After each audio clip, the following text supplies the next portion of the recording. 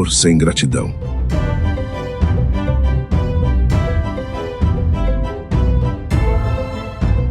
Culto sem coração.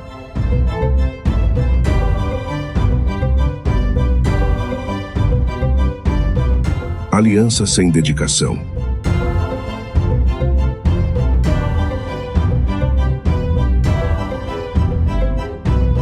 Juízo e esperança sem hesitação. A voz de Deus em Malaquias. A gente está aí numa nova série de mensagens. Hoje vamos no 3º capítulo de Malaquias. E eu quero começar fazendo uma pergunta para nós. É muito fácil, o mais comum, é nós sermos muito exigentes com os outros e pouco exigentes com a gente mesmo. Não sei se você já percebeu isso. Às vezes a gente eleva a régua em nossas exigências para com outros. Mas, quanto a nós, a gente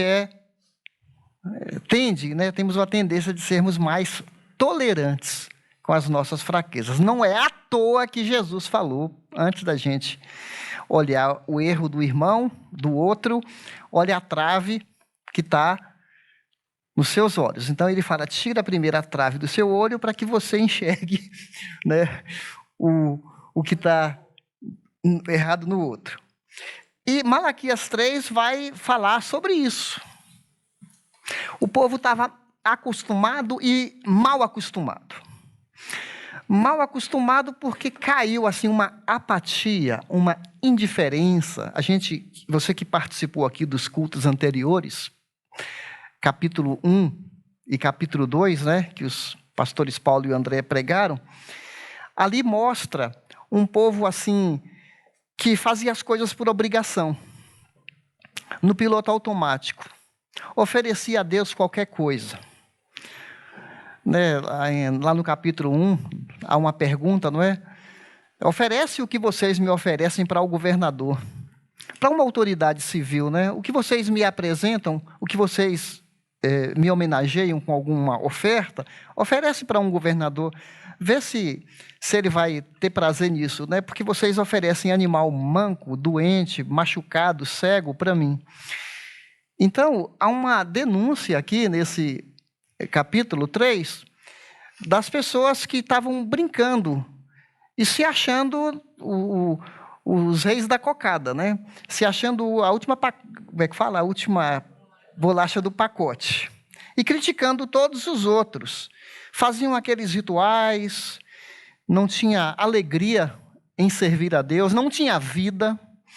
E a gente vai ver que o capítulo 3 é a resposta de Deus para uma pergunta que o povo fazia.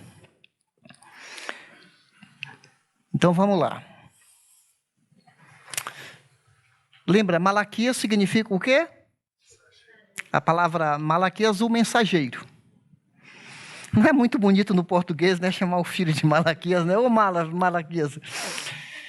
É um nome comum, né? Vocês têm cansado o Senhor com as suas palavras. Aí o povo pergunta com um certo cinismo, né? Como assim? Como temos cansado o Senhor? Vocês ainda perguntam. Todos os que fazem o mal são bons aos olhos do Senhor, e Ele se agrada deles. Bem como quando vocês perguntam, cadê o Deus da justiça? Você percebeu esse questionamento aqui? Eles estão dizendo assim para Deus, olha, o Senhor favorece as pessoas más e nós, os justos, o Senhor nos trata. Para a gente é só pancada, é sofrimento. Agora, tem gente aí que devia morrer. Esse drama aqui, por que os ímpios prosperam, já foi tratado lá no livro de Salmos 73, o drama de Asaf. Por que os ímpios prosperam e o justo sofre. Gente, essa é uma pergunta que desde a época dos filósofos gregos, eles questionavam se há um Deus, se há um ser todo-poderoso, por que que ele permite que o mal aconteça? Por que que ele permite certas calamidades se ele é todo-poderoso? Você já não teve esse tipo de questionamento? É muito atual. Cadê o Deus da justiça? Os salmistas, alguns salmos falam assim, até quando, Senhor? Esse até quando é uma pergunta de perplexidade. Até quando a gente vai aguentar? Até quando a gente vai ver? A gente vê tanta coisa acontecendo, feminicídio, pedofilia, narcotráfico, PCC crescendo, invadindo, tomando espaço. A gente, não há isso, gente, em nosso coração, esse drama, assim, até quando, Senhor? Só que, enquanto eles perguntavam, eles se achavam que eles eram melhores que os outros. É verdade que o contexto aqui, gente, não podemos desconsiderar, porque a lavoura estava improdutiva. Eles eram vassalos do Império Medo-Persa. Significava, né? Você lembra que Neemias veio de lá para reconstruir os muros. O comércio estava fraco. Então, eles esperavam assim, que Deus respondesse mais ou menos assim, tá?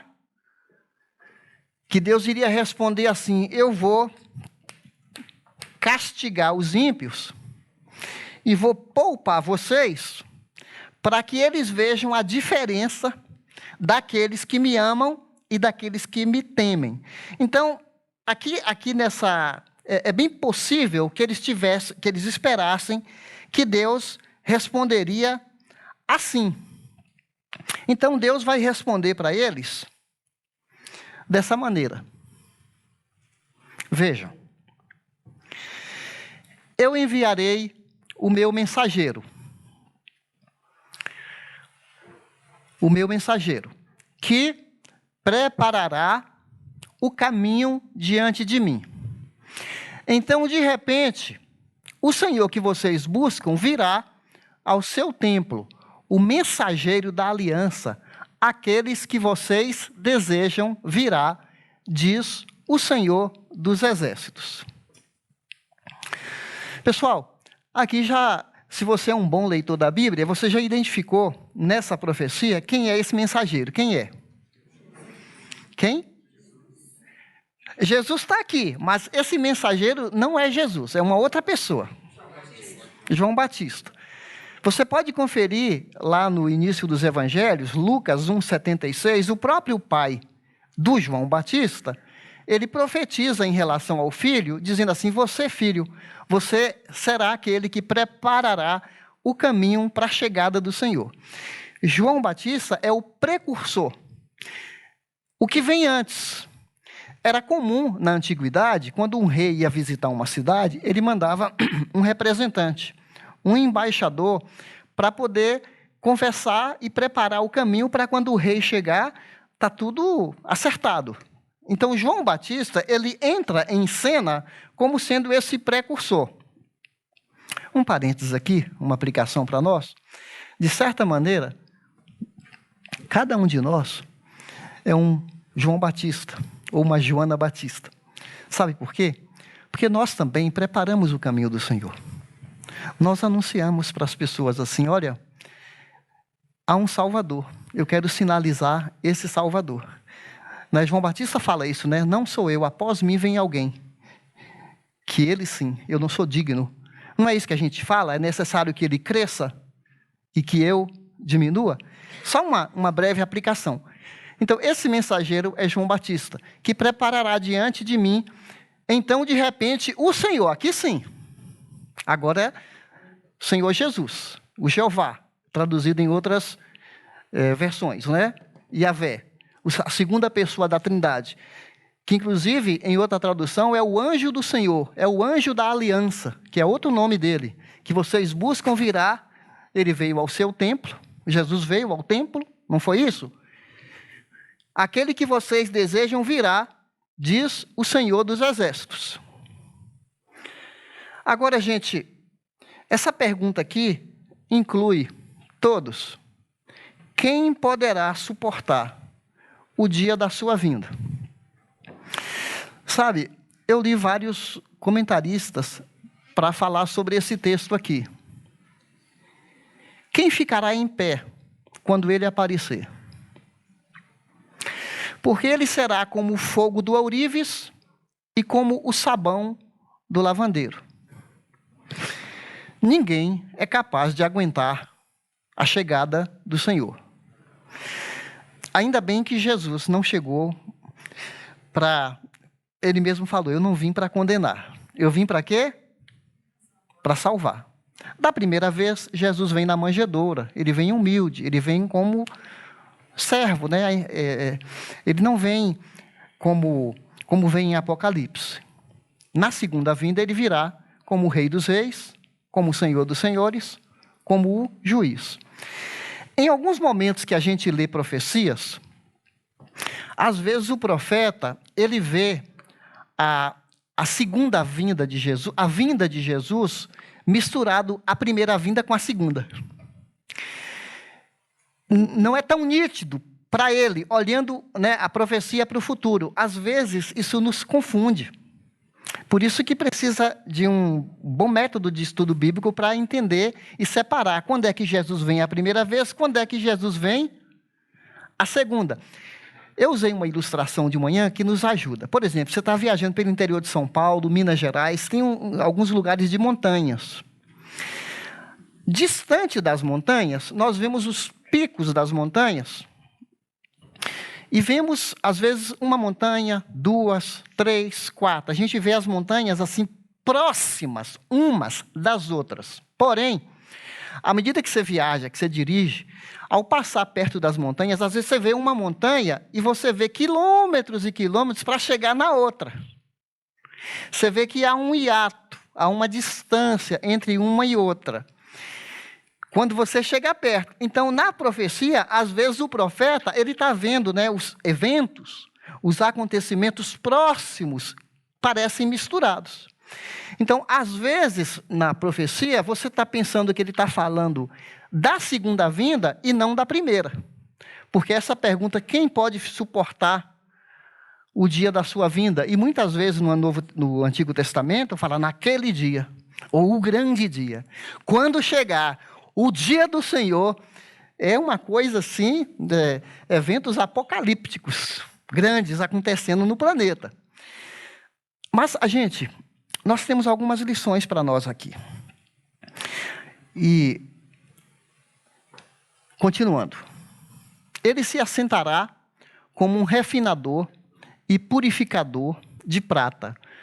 Purificará os levitas. Lembra que levita é uma tribo sacerdotal, tá certo? E nós já aprendemos já no capítulo 1, quem são os sacerdotes atuais. 1 Pedro 2,9, vós sois a nação eleita, sacerdócio real. Quem são os sacerdócios agora? Nós somos, não é? Ele os refinará como ouro e prata. Assim trarão ao Senhor ofertas com justiça. Deus vai fazer alguma coisa de purificar esses sacerdotes, refinar, para que eles tenham condições de ofertar a Deus. Então, as ofertas de Judá e de Jerusalém serão agradáveis ao Senhor, como era nos dias antigos. Deus não está falando isso aqui para um povo para um povo pagão. Ele está falando para o seu povo. E a gente tem que lembrar que o Antigo Testamento, Deus tem uma aliança com o seu povo. Qual é o povo de Deus? Os judeus. Então, nós estamos falando de uma época em que havia uma aliança de Deus com o povo. Já lá em Deuteronômio, capítulo 28, fala os termos dessa aliança. Êxodo 19, fala que será uma nação sacerdotal. É bom a gente ter isso em mente, tá? Deus não falou aqui que vai condenar, que vai destruir, que vai julgar. Deus vai estar falando aqui que ele vai trabalhar no caráter do seu povo. Que esse caráter não está bem na fita. Quem é você para ficar olhando para os outros e achando que vocês são melhores do que os outros? Então, Deus está dando uma outra resposta para eles. Vocês estão entendendo isso? Então, Deus purificará aqueles que lhe pertencem. Então, gente, essas duas figuras, o fogo do ourives e o sabão do lavandeiro, eles não tinham sabão, mas falavam potassa, que era um tipo de elemento que esfregava no tecido para o tecido ficar limpo. Aí foi traduzido como sabão. São duas figuras assim muito importantes. Por quê? Porque para Deus trabalhar no caráter do povo dele, ele usa a figura do ourives. O que o ourives faz, gente? O joalheiro, assim, aquele artesão do ouro. O ouro geralmente é extraído com muita impureza. Terra, sujeira, entulho, escória. Então, quanto mais calor para o ouro derreter, as impurezas saem, para o ouro ficar cada vez mais puro. Uma vez alguém perguntou para o ourives, quando é que você sabe que o ouro está bem refinado, que está bom?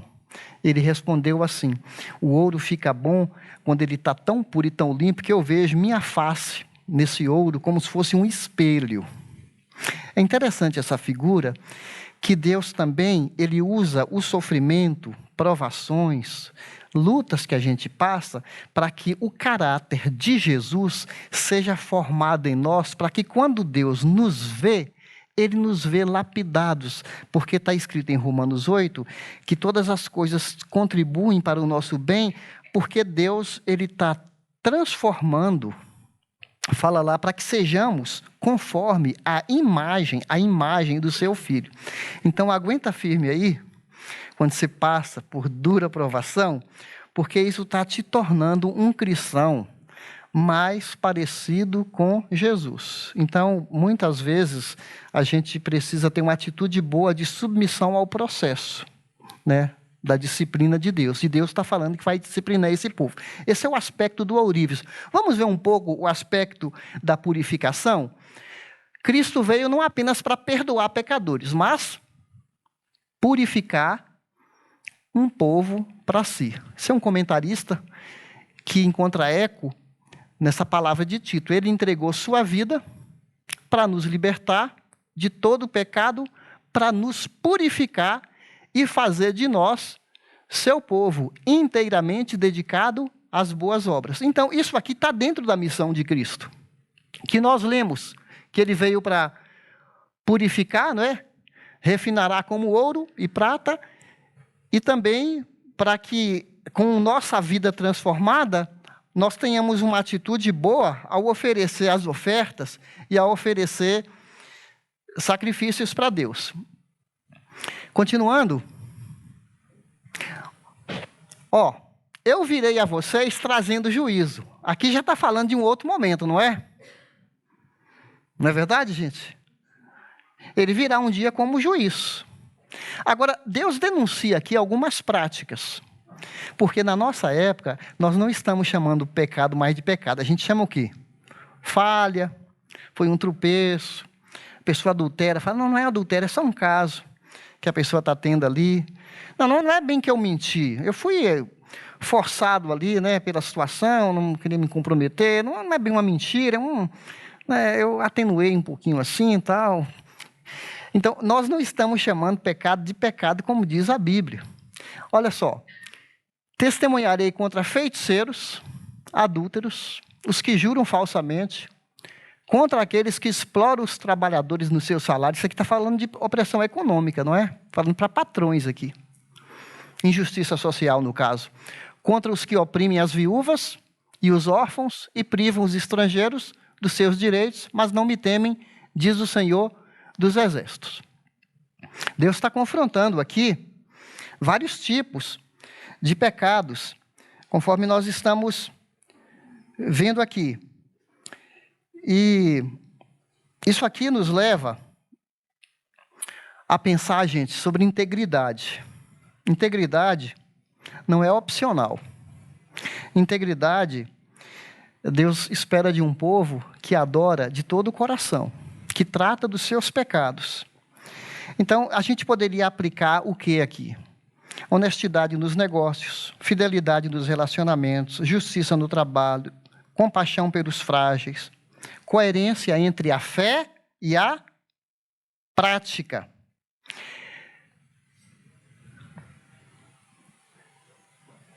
Esse texto de denúncia encontra também conexão com esse dito para uma igreja. Qual foi a igreja? aos coríntios. Olha só. Quer conhecer um pouquinho como que era a igreja dos coríntios? Não se deixe enganar.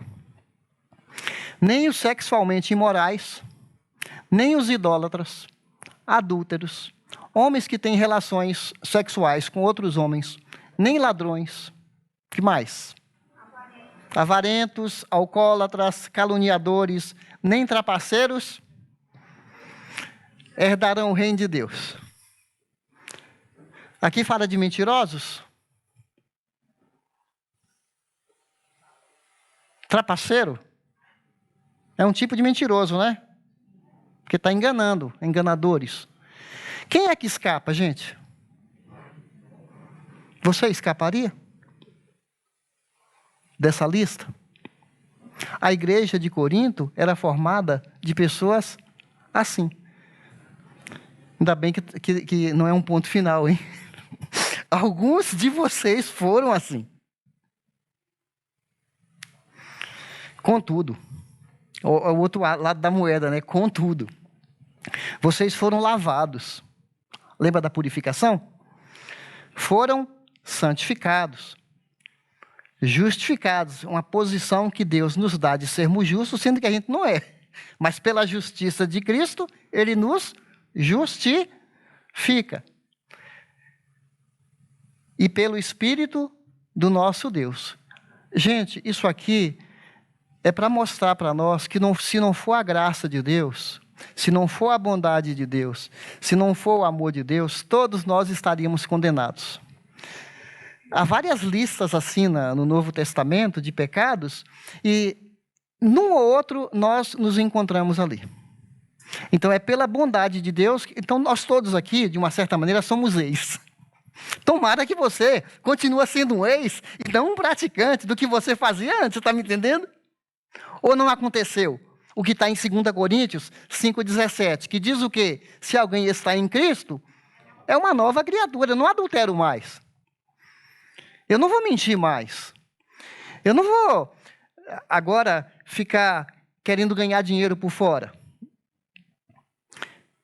Eu fiquei assustado, gente. No dia do teste do Haggai aqui, tinha 61 líderes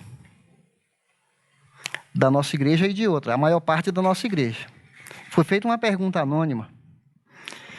E numa das perguntas anônimas, desses 62 pessoas, 13 problemas com pornografia.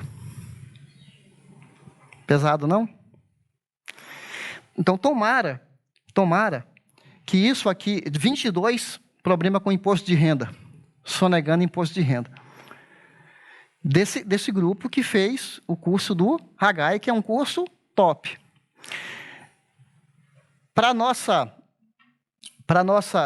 informação, tomara que Deus está tratando do nosso coração e cada vez mais nós estamos sendo lapidados.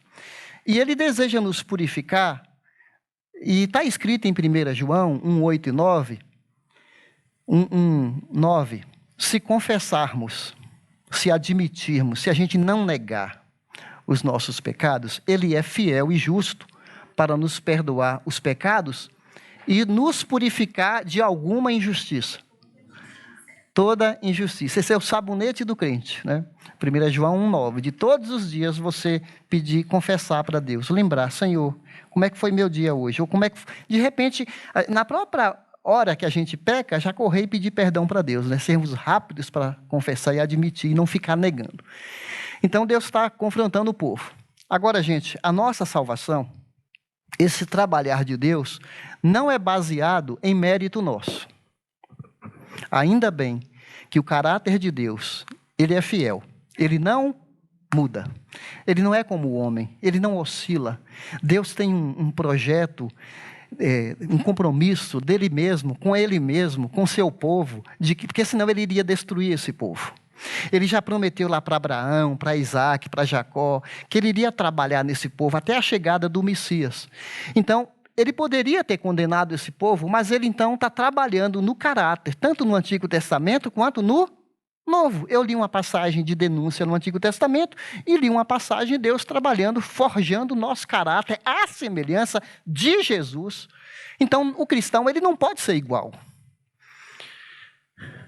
Deus está trabalhando, lapidando o nosso caráter. E quando a gente cair, corre e seja transformado e muda, né? Vai e não peques mais. É o que Jesus falou para aquela mulher. Agora, olha só, gente. Desde o tempo dos seus antepassados, vocês se desviaram.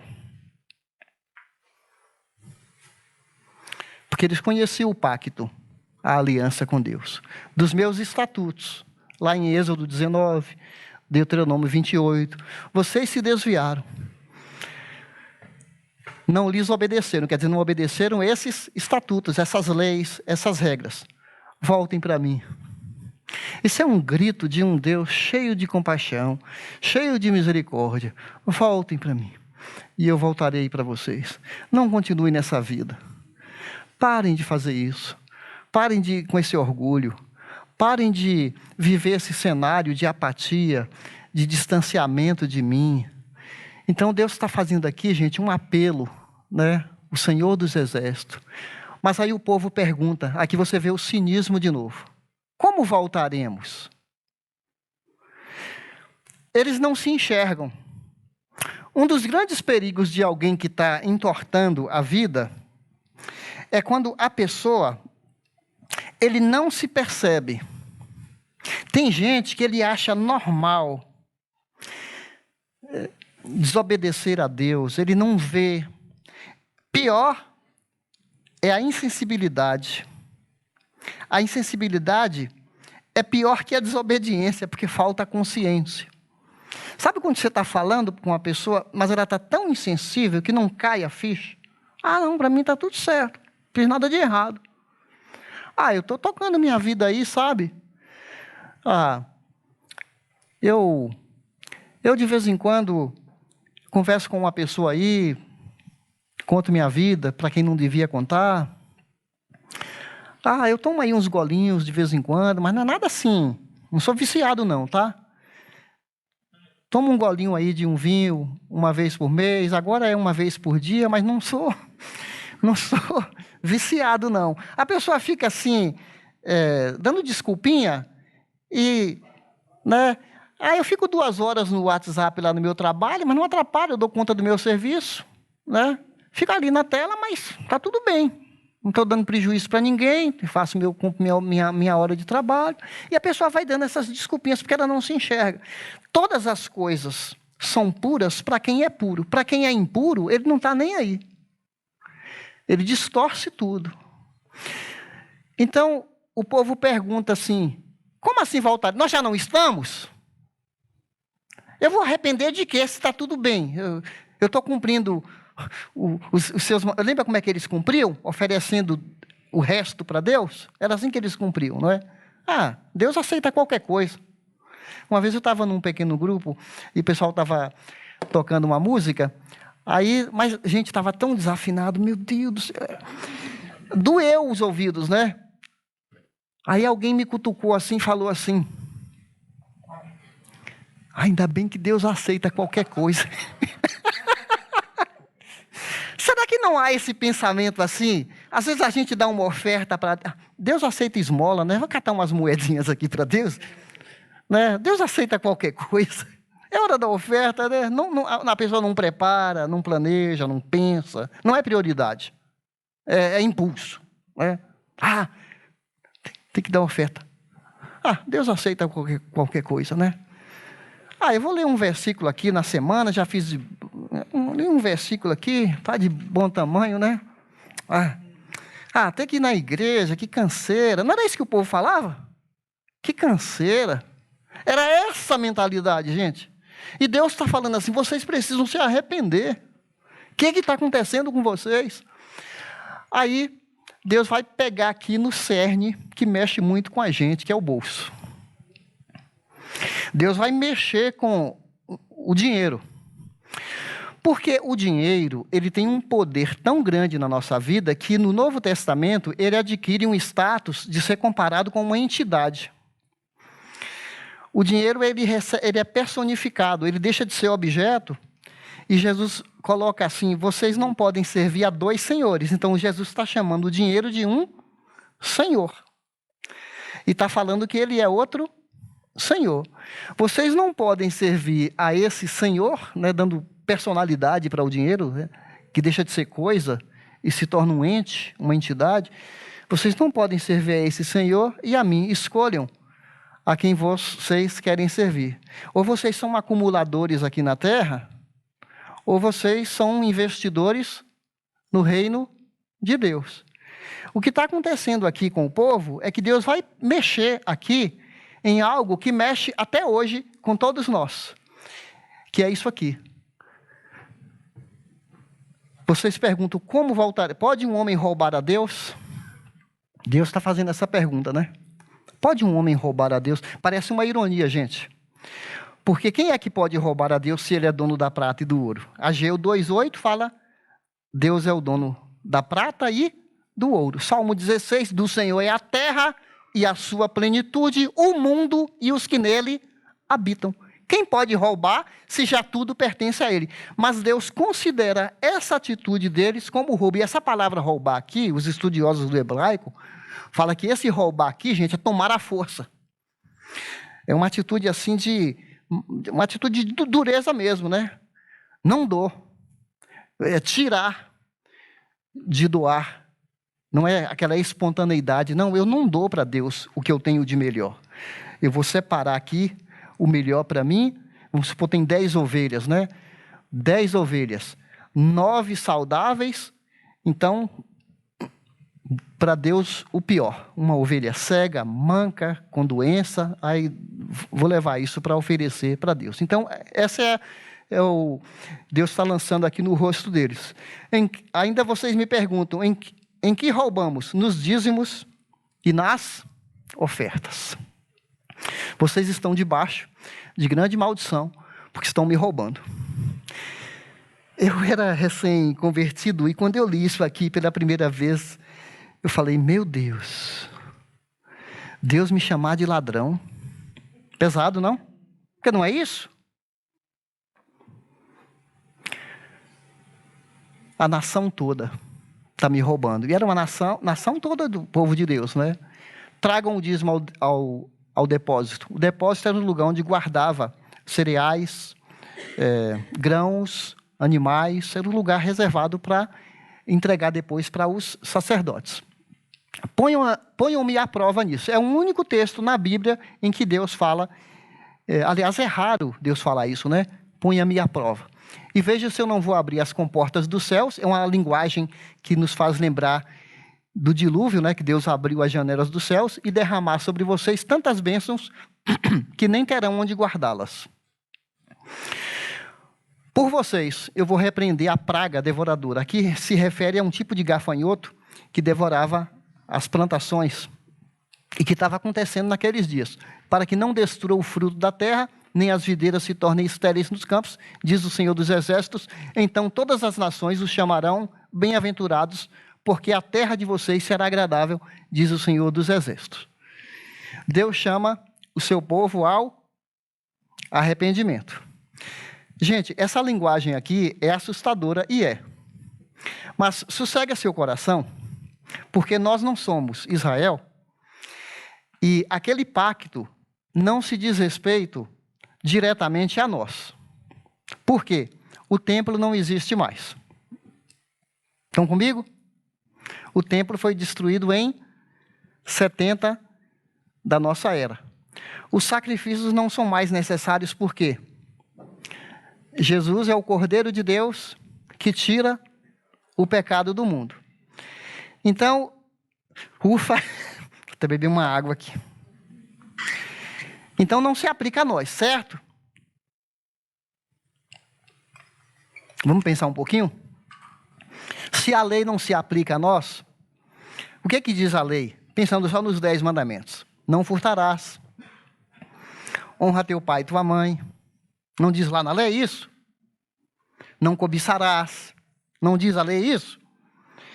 Que mais? Não furtarás. Não roubarás. Ah, então, se nós somos o povo do Novo Testamento, nós não fazemos parte do povo de Israel, daquele pacto, não existe mais o templo de Jerusalém, então eu não preciso mais obedecer à lei. Será que é isso? Será que... Porque Romanos 6 fala que a lei é boa. Nós não somos salvos por cumprir a lei. Por quê? Porque Jesus já cumpriu em nosso lugar. Está bem claro isso, não é? Nós somos imperfeitos, incapazes, desqualificados. Nós somos reprovados. Por outro lado, se a lei, ela foi dada para o povo de Deus, nós também somos povo de Deus. Se eles eram uma nação sacerdotal, nós também somos uma nação sacerdotal. O que a contribuição financeira tem a ver com a gente? Então vamos avançar um pouquinho sobre isso. Ele está chamando nós também para um arrependimento. O arrependimento não consiste apenas em lamentar o pecado, mas em abandonar o pecado, o caminho errado, e voltar-se para Deus. Provérbios 28, 13. Ou eu estou confundindo com 17, 28. Provérbios 17, 28 fala: o que confessa e abandona seus pecados alcança o favor de Deus, alcança misericórdia. Mas aquele que encobre, o que diz? Não prosperará. Tá certo? Eu li Provérbios 17, 28. Deus quer a nós mais do que o nosso culto, o nosso serviço. Antes de Deus requerer o dízimo, Ele quer o quê, gente? Você acha que Deus está interessado no seu dinheiro? O que diz aquele versículo lá? Voltem para mim. Deus está falando, tragam dinheiro para mim. Vocês, eu quero vocês. E eu voltarei para vocês. O dinheiro, gente, é consequência. Deus está pedindo o nosso coração. Porque quando você dá o coração, qualquer outra coisa, nós vamos doar. Antes de Deus ordenar trazer os dízimos, Deus ordena trazer a vida. De que adianta um bom ofertante, que Jesus vai denunciar depois? Ele dá o dízimo da hortelã, ele dá o dízimo do alface, do cominho, mas ele é egoísta, ele não tem misericórdia, ele é orgulhoso, ele é duro, ele se acha. Jesus vai criticar isso, daqui a pouco a gente vai ver. Então vamos falar um pouco sobre os dízimos. Eu vou ser bem rápido aqui, eu gostaria de ler essas passagens com vocês, mas o tempo não nos permite isso, né? Se fosse numa escola bíblica, talvez seria possível. Mas antes de falar de dízimos, tem um versículo aqui que eu não coloquei, que diz assim, ó gente, ó, fica ligado. A 10ª dos produtos da terra, sejam cereais dos campos ou frutos das árvores, pertence ao Senhor e deve ser consagrada a Ele. Eles sabiam disso. Tá? Tudo deveria, dízimo é 10%. O povo era uma sociedade agrícola e deveria dar os 10% para Deus. Isso era bem claro e fala, pertencem ao Senhor. Depois é que Deus vai normatizar aqui que pertence aos levitas, porque Deus dá para os levitas esses dízimos. Esses dízimos aqui era para os levitas, os sacerdotes. Dá de toda a colheita do ano. Isso era para o levita. Esses dízimos das festas em Jerusalém, também todos os anos. Tinha pelo menos 5 festas dos judeus. Só que você vai ler essas passagens aqui, Deuteronômio 14, 24 a 26, fala que você levava o mantimento, levava o animal, levava os cereais, levava os grãos para o culto em Jerusalém, só que você comia desse dízimo aqui. Estão entendendo? Não era para o sacerdote, era para o povo. Aí, num dia do curso do Haggai aqui, a gente estava conversando e achei interessante uma aplicação que o professor falou. Ele falou assim, ó, esse dízimo das festas bem poderia ser traduzido hoje das festas da igreja. A gente não tem, de vez em quando, algum evento que alguém traz algo para repartir e você come também? Na verdade, de vez em quando a gente pede, né? Traz algum salgado. As senhoras têm as festas, traz algum doce. Você vai num pequeno grupo, você leva um bolo.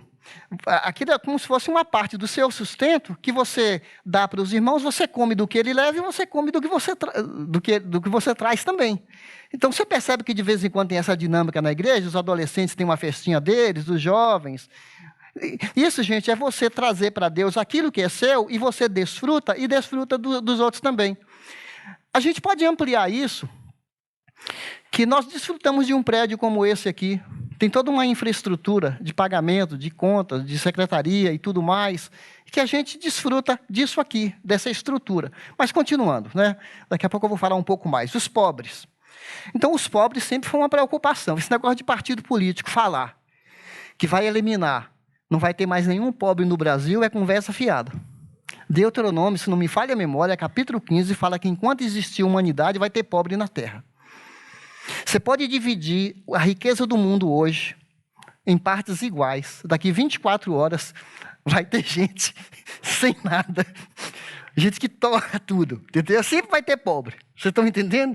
Esse é um drama que a gente tem que lidar. Agora, gente, nós não temos levitas mais. O que é que nós temos? Pastores, missionários, funcionários. Não está aqui os músicos, mas poderia colocar ali músicos que vivem da obra de Deus. Eu conheço uma igreja que tem mais de 5.000 pessoas. Até os diáconos são remunerados. Tem 12 diáconos que são funcionários. Nós, pastores aqui da igreja, deixa eu te dar essa informação, nós não temos acesso ao dinheiro dessa igreja. Isso é muito bom. Nós somos funcionários. A diretoria estipulou um valor, nós somos sustentados aqui pela obra de Deus, que vem dos dízimos. É uma realidade de todas as igrejas sérias. Tem uma diretoria. Eu não tenho acesso para comprar coisas assim a meu bel prazer. Eu, como presidente da igreja, eu assino com outra pessoa. E a gente presta conta para um departamento, como se fosse uma auditoria, né, de 4 homens, e tem mais o conselho ainda, que são os diáconos.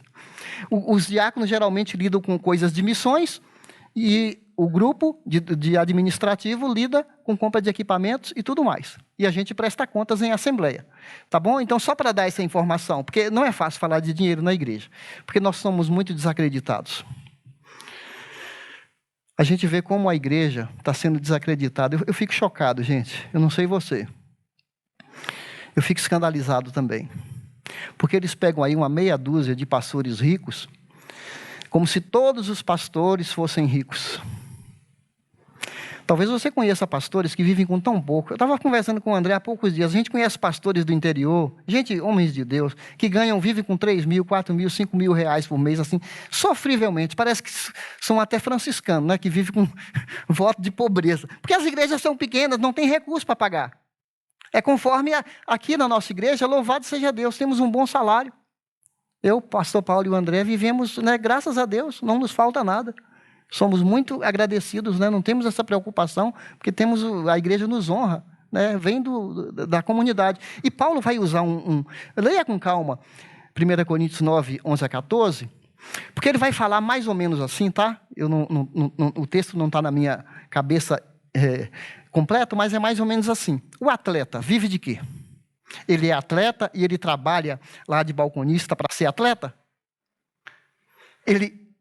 Os jogadores da seleção, eles vivem da obra, da seleção, que é até exagerado, não é?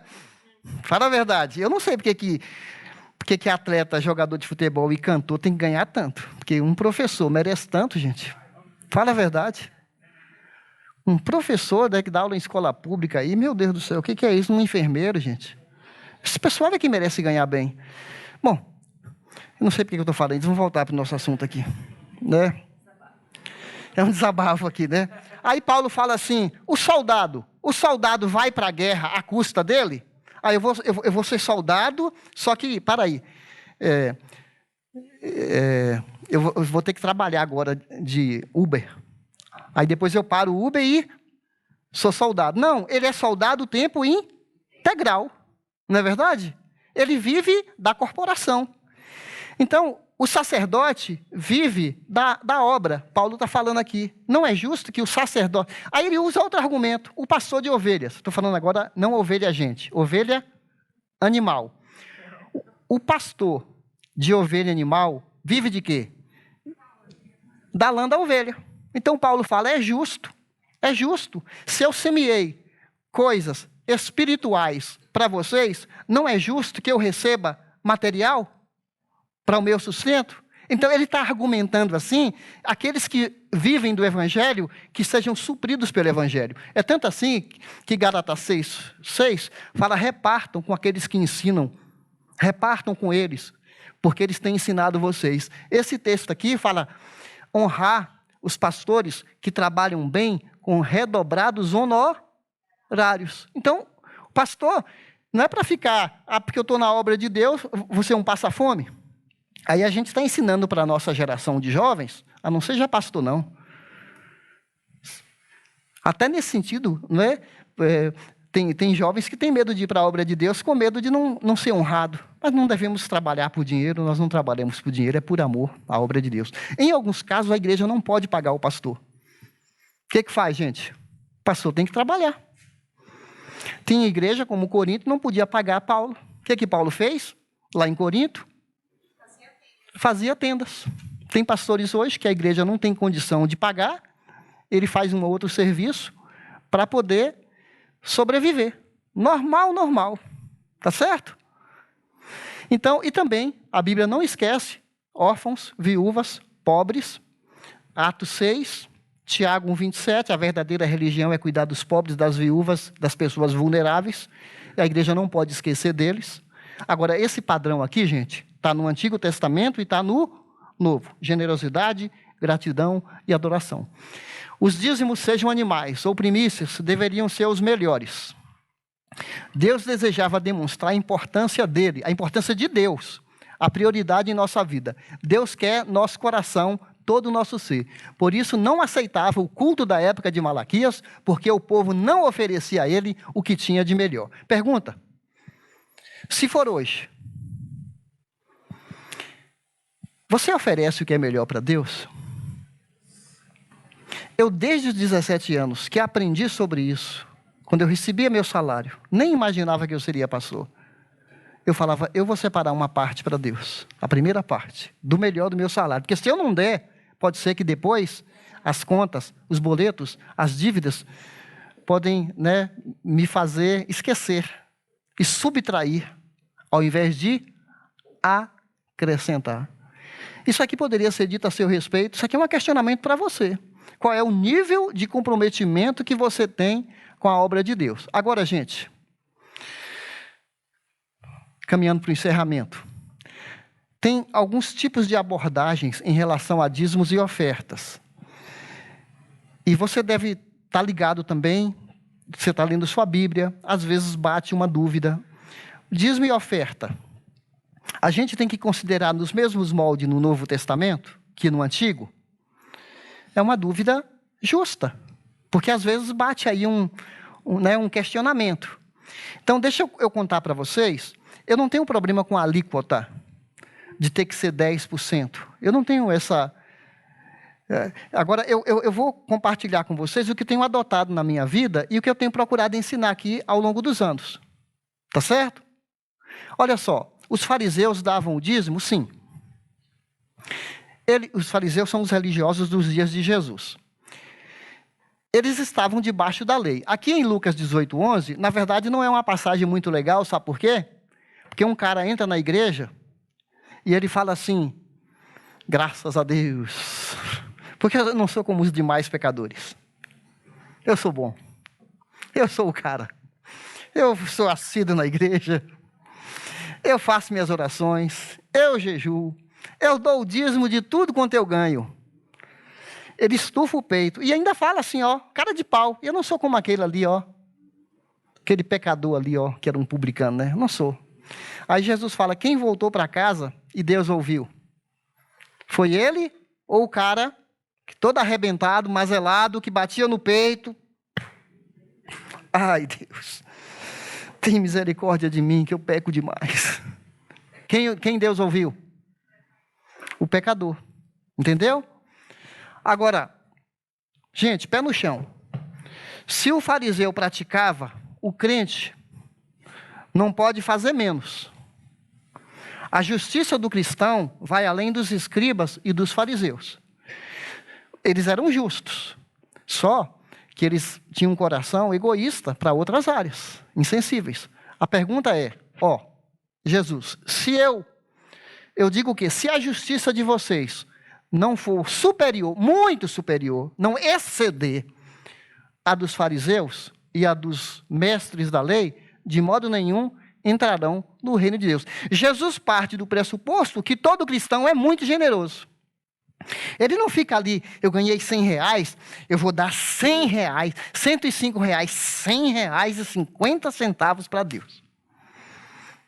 Ele é generoso. Ele não fica. Então, dízimo para mim é referência de ponto de partida.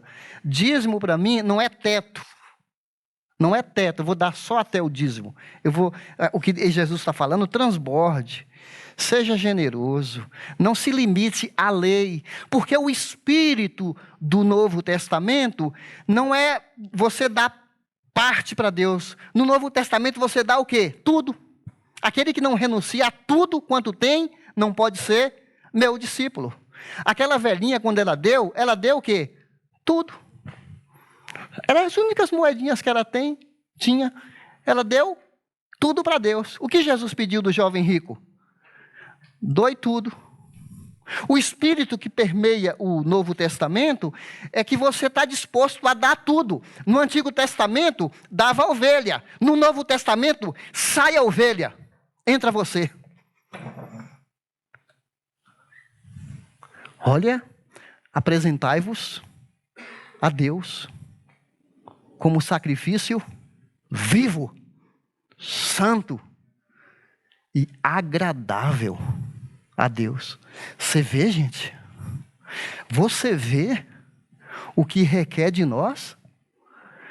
Não é aqui parte do meu dinheiro. Não é que eu dou para Deus 10% e eu faço o que eu quero com meus 90%. Não.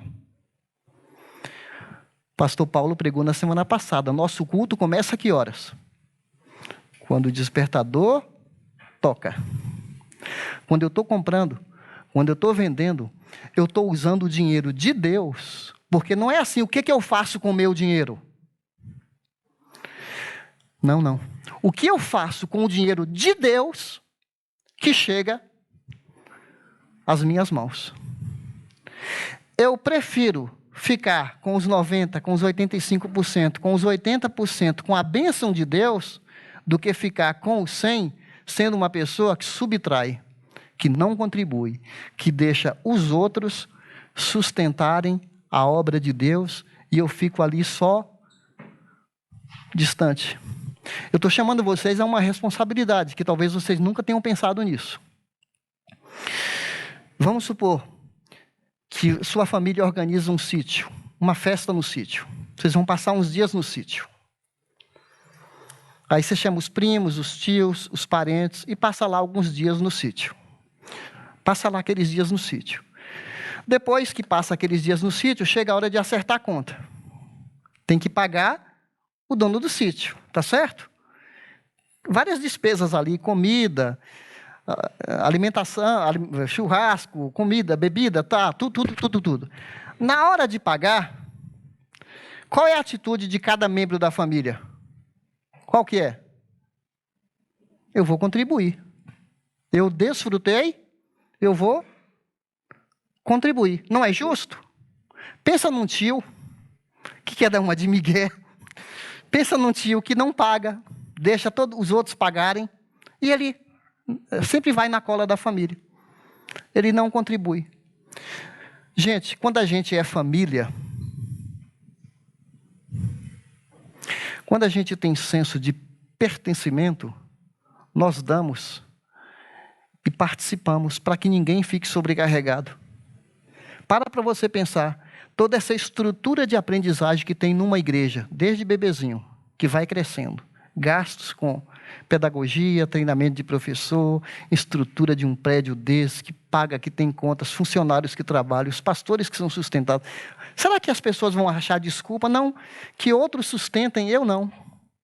Para você pensar, se o nosso coração não for trabalhado por Deus, você não vai, porque nosso coração é enganoso. Por que eu estipulei que dízimo para mim, ele não é o teto? Meu coração é enganoso. A nossa tendência é dar menos. Então, eu estou bem resolvido com isso.